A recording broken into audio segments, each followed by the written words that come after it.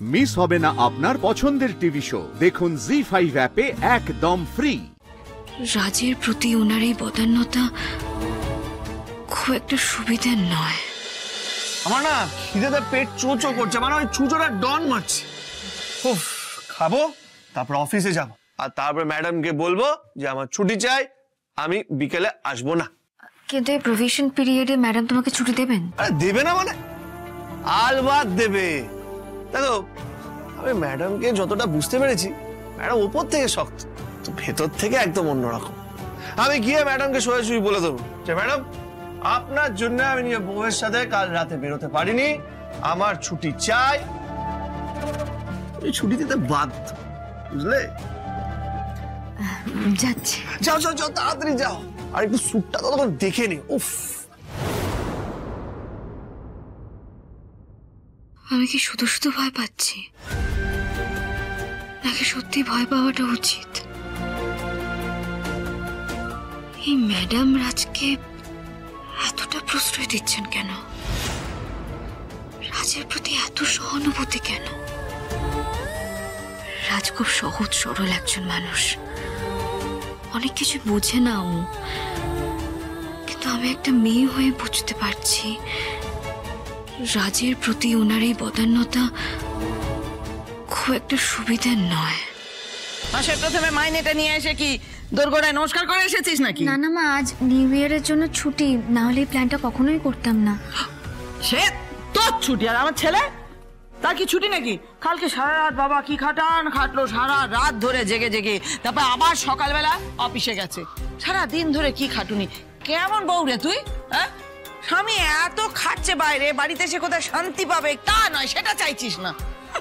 মা, বৌদি কিন্তু এই বাড়িতে সব থেকে বেশি খাটে, আর আজকে বছরের প্রথম দিন বড়দা বৌদিকে নিয়ে সিনেমা দেখতে যাবে, এখানে তোমার তো কোনো আপত্তি হওয়ার কথা না। একেবারে ঘষে তুই। বাবা, বিভীষণের মতো কাজ, তাই না? আরে বাবা, ওর বর হচ্ছে আমার ছেলে, তাকে আমি জন্ম দিয়েছি, বড় করেছি, ওর ভালো আমার থেকে বেশি কে জানে? হ্যাঁ, সব বইটাই দেখা একদম হবে না। আচ্ছা শুভা, যখন বিয়ের পরপর আমরা লুকিয়ে লুকিয়ে বই দেখতে যেতাম মা বাবাকে না বলে, তোমার সেটা মনে আছে? হ্যাঁ, কি বলছো বাবা? তুমি আর মা দুজনে লুকিয়ে লুকিয়ে সিনেমা দেখতে যেতে? হ্যাঁ রে, লুকিয়ে লুকিয়ে বই দেখতে যেতাম। বচ্চনের বই যেই লাগতো তোর মা লাফাতে শুরু করে দিত, সিনেমা নিয়ে চলো, বই দেখতে নিয়ে চলো। বচ্চনের বই থেকে অনেক কিছু শেখার ছিল, এখনকার মতো এরকম অসভ্য বই নয়। শুভা, এখনো কিন্তু অনেক কিছু শেখা যায় এখান থেকে। প্রবাসী ভীমরতি একে বলে, কি কাণ্ডজ্ঞান। ঠিক আছে, আমি কিচ্ছু বলবো না, কাউকে কিচ্ছু বলবো না। আমি বললেই তো আমি খারাপ শাশুড়ি হয়ে যাব। যা ইচ্ছে করুক ছেলের বউ, আমার কি? দয়া করে চলো, ঘরে চলো, এগুলো গুনবো, গুনে আলমারিতে রাখতে হবে। আর যে কোন নজর কখন পড়ে কে জানে। যথাজ্ঞা মহারানী শুভা দেবী, যথাজ্ঞা। ক্যাপ্টেন,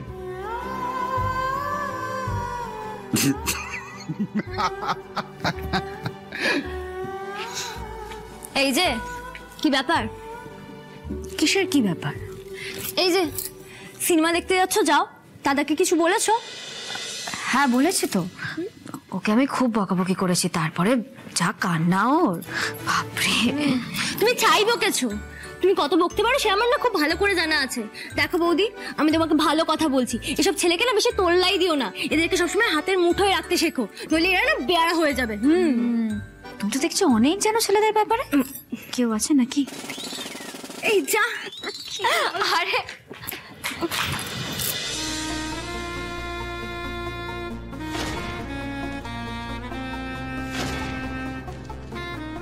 কি ব্যাপার?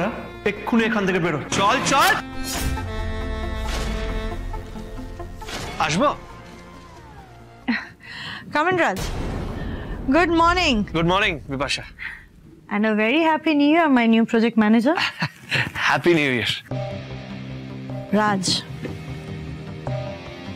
যারা আমার অফিসের ডেকোরাম ডিসিপ্লিন খুব তাড়াতাড়ি বুঝে যায় না, আমি তাদের উপরে একটু তাড়াতাড়ি ইমপ্রেস হয়ে যাই। যেরকম তুমি একদিন স্যুট পরে বুঝে গেছো যে প্রফেশনাল জায়গায় স্যুটের কি ভ্যালু আছে। And by the way, I must say you're looking really good. তোমার কাছে যখন এটা ছিল কালকে পরলে না কেন? কাল কি করে পড়তাম? শ্রী আজকে আমাকে এই স্যুটটা নিউ ইয়ার গিফট হিসেবে দিয়েছে।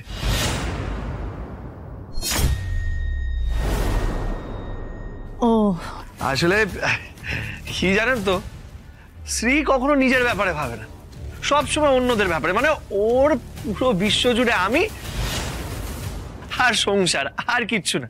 আমি একবার বলেছি যে আমার স্যুট পছন্দ, এই দেখুন দেখুন এইটা নিয়ে চলে এসেছি। ও আই সি। আচ্ছা বুঝলাম, আমাকে কি কোনো কাজে ডেকেছেন? হ্যাঁ, আমি তোমাকে নতুন প্রজেক্টের কয়েকটা ফাইল মেইল করেছি, ওইগুলো সব দেখে নাও। টেনশনের কিছু নেই, টেকনিক্যাল পুরোটাই। তুমি একবার চেক করে নাও, তারপরে এটা নিয়ে আমরা ডিসকাস করবো। ওকে ওকে ম্যাডাম। সরি মানে ওকে বিপাশা। না রাজ, তুমি সরি বলছো কেন? সরি তো আমার বলা উচিত। আমার জন্য তোমাদের দুজনের এত ইম্পর্টেন্ট একটা ডে ভেস্তে গেল। আচ্ছা, তোমার ওয়াইফ খুব রাগ করেছে তাই না? সত্যি কথা বলতে রাগ যে একদম করেনি সেটা না, প্রথমে একটু রাগ করেছিল, কিন্তু তারপর আমি ওকে পুরো ঘটনাটা বললাম, বুঝেছো? তারপর নিজেই বললো যে এত রাতে আপনাকে একা রাস্তায় ছেড়ে আসাটা ঠিক হতো না। সত্যি? I must say I am really impressed by your wife. হ্যাঁ, আচ্ছা তুমি ওকে এটা বলোনি তো যে আমরা হোল নাইট একসাথে গাড়িতে ছিলাম? কেন বলবো না, আমি তো সব বলে দিয়েছি। তারপরে ওকে বললো? কি আর বলবে, ও বললো যে আমি একদম ঠিক কাজ করেছি। Are you serious? ওয়াও। আসলে বিপাশা, আপনি স্ত্রীকে ঠিক চেনেন না, না একদম অন্যরকম, মানে অন্যদের মতো না। রাইট, বাট স্টিল রাজ, কালকের দিনটার জন্য I really think I should apologize to her. সেই চাইলে আপনি কোনো একদিন সরি বলতে পারেন, কিন্তু এটার কোনো দরকার নেই। না না, দরকার আছে। আচ্ছা একটা কাজ করি, আজকে অফিসের কাজগুলো শেষ করে না আমি তোমার বাড়ি যাব। ওকে, ওখানে তোমার ওয়াইফের সাথে দেখা হয়ে যাবে। আফটার অল যার এত প্রশংসা শুনছি, তার সাথে দেখা করতে হবে নাকি? তার সাথে দেখা করে তাকে সরি বলতে হবে। আজকে? কালকে তো আমাদের প্ল্যানটা ভেস্তে গেছিল, তাই আজকে আমরা ভাবছিলাম যে আমরা যদি সিনেমা দেখতে যেতে পারি, যদি আপনি আমাদের ছুটি দেন। ও, তোমাদের অলরেডি প্ল্যান আছে। শো টাইমিং কটা? এই নাইট শো, মানে এখান থেকে 5টায় বেরোবো আর তারপরে 7টার শো দেখতে যাব। অন্যদিন তো স্ট্রিট ছুটি থাকে না, আজকে স্ট্রিট ছুটি, তাই রিকোয়েস্ট করছিলাম। ওকে রাজ, আমরা দুটো কাজই করব। তুমি তোমার ওয়াইফকে নিয়ে সিনেমা দেখতেও যাবে, আর আমি তোমাদের বাড়ি গিয়ে তোমার ওয়াইফের কাছে ক্ষমাও চাইবো। বাট তোমার ওয়াইফকে বলো না আমি ওকে সারপ্রাইজ দেবো। ডোন্ট ওয়ারি, আমি বেশি সময় নেব না। আমি যাব, সরি বলবো, তারপরে চলে আসবো। আমারও কাবাব মে হাঁটি হওয়ার কোনো ইচ্ছে নেই। কি যে বলেন না। ওকে বিপাশা, আমি আসি।